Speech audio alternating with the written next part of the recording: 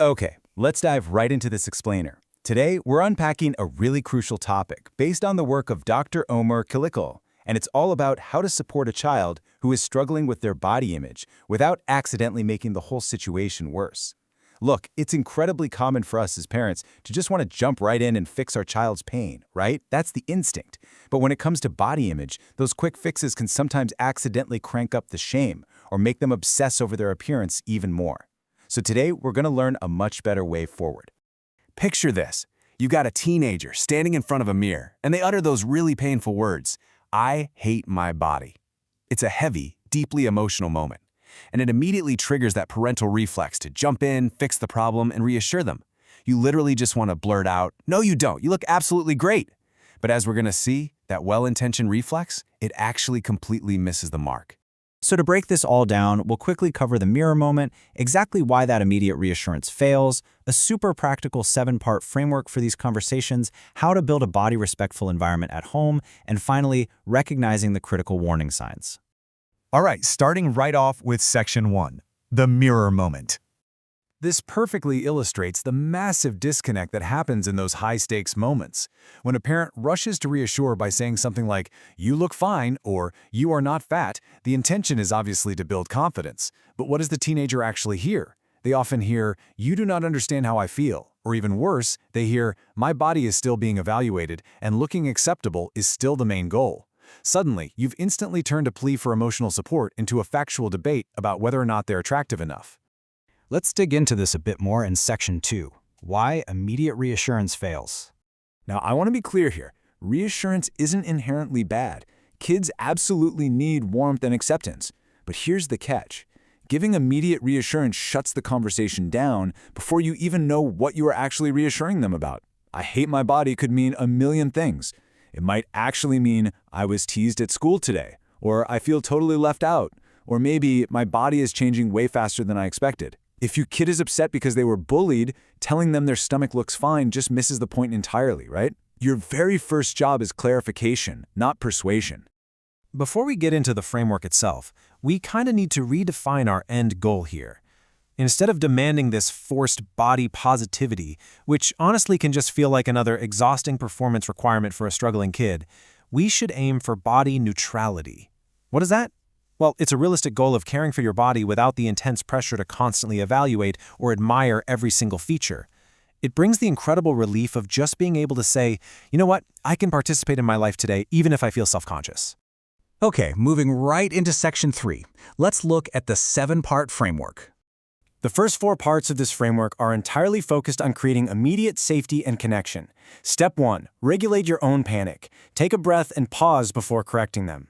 Step 2, reflect their emotions back without any judgment. Just simply say something like, "You sound really uncomfortable today." Step 3, ask open questions to clarify the trigger, like, "Hey, did someone say something to you today?"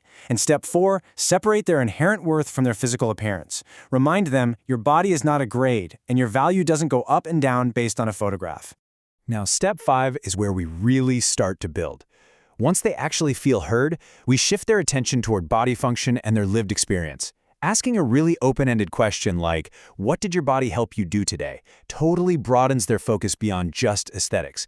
It reminds them of their body's incredible utility, whether that's moving, breathing, painting, or, honestly, just resting. I do have to throw a caution flag here, though.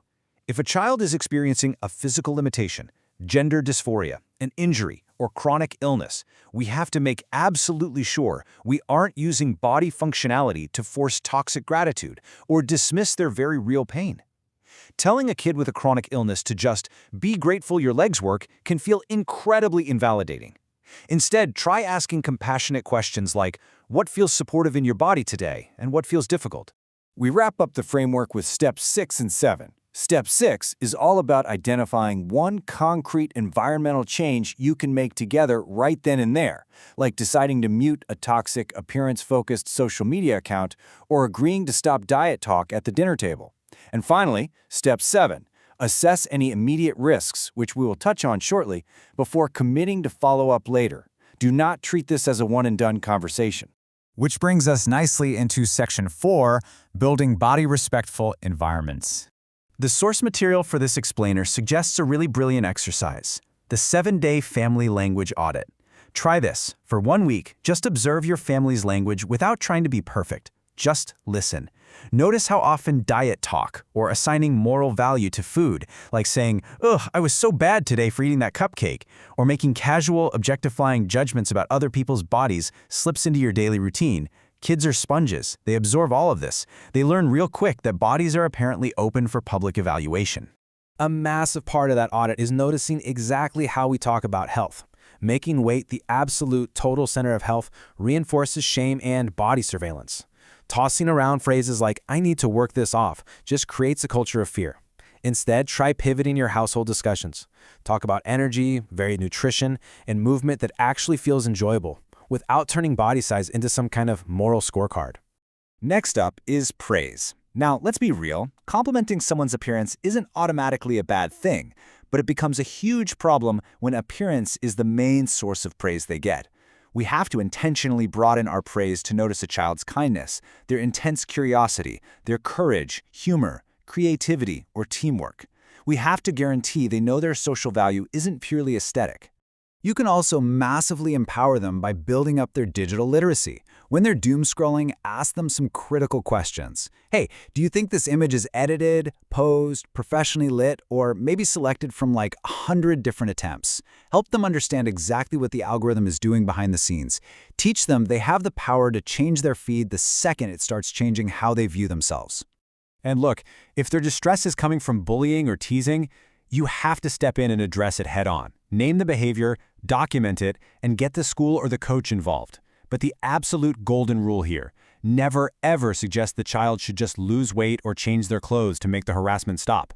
Their body is literally never the cause of someone else's cruelty. Finally, let's look at Section 5, recognizing the warning signs. You absolutely need to know when it's time to seek qualified professional help. If you're observing warning signs, we're talking skipping meals, restrictive eating, binging or purging, compulsive exercise, wearing layers of clothing specifically to hide their body in severe distress, avoiding school, or expressing thoughts of self-harm, do not wait. These are clear indicators that the distress has become persistent and is severely impacting their life. And please keep this critical fact in mind. Eating disorders affect children of all genders and all body sizes. Waiting until a child looks, quote-unquote, medically unwell before getting an assessment is a really dangerous mistake. A child doesn't need to meet every single clinical diagnostic criteria to deserve early professional intervention. As a parent, I know the pressure to say the exact perfect thing or be this flawless role model can feel completely overwhelming. But remember this: you don't need to have a perfect body image yourself. You really don't. You just need to model treating your own body with respect. If you catch yourself criticizing your own stomach in the mirror, it's okay to just say out loud, "Wow, I'm noticing I'm criticizing my body right now, and I'm going to stop." Just witnessing that interruption is a profoundly powerful lesson for a kid. So I'm going to leave you with this to chew on today. How will you transform your home into a place where health isn't just a number measured by a scale on the bathroom floor? Are you building an environment where a child feels safe enough to share their pain out loud, long before it has the chance to fester into silent shame? Think about the everyday language you're using today and how it shapes the way your child will see themselves tomorrow. Thanks so much for joining me on this explainer, and seriously, I challenge you to go start your 7-day language audit today.